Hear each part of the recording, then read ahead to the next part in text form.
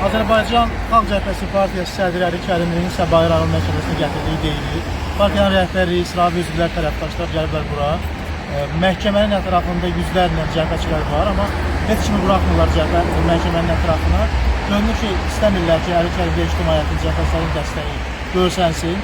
Hökumət qəsdən bu prosesi sakit yola vermək istəyir, amma bütün cəmiyyət kənardan görür ki, bura minlərlə polis döşüblər. Elə bu polisi bura gətirmək bəs edir ki, hökumətin narahatlığını, cəmiyyətin dəstəyini görsün. Bütün insanlar, dünya, yerli ictimaiyyət, beynəlxalq ictimaiyyət Xalq Cəbhəsi bu ittihamları qətiyyətlə rədd edir və biz heç bir şəkildə heç bir Azərbaycan dövlətinin, xalqının maraqlarına uyğun olmayan heç bir qüvvə ilə əlaqələndirmək mümkün olmayacaq. Ona görə də bu məhkəmə şousu da, bu həbs şousu da iflasla başa çatacaq. Əlbəttə ki, Azərbaycan xalqının iradəsi qalib gələcək, cəbhəçilər deyən olacaq.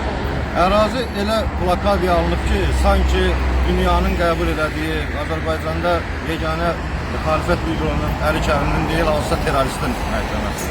Bütün ərazini polis tərəfindən mühasirəyə alıblar, ümumiyyətlə hərəkətimizə imkan vermirlər, cəbhəçiləri bir neçə yerə bölüblər, parçalı səhvə məlumatımız da yoxdur ki, kim harada dayanıb, hansı vəziyyətləri. Yəni biz hər halda heç bir konfrontasiya tərəfdarı deyilik, biz sivil mübarizəmizə sadiqik.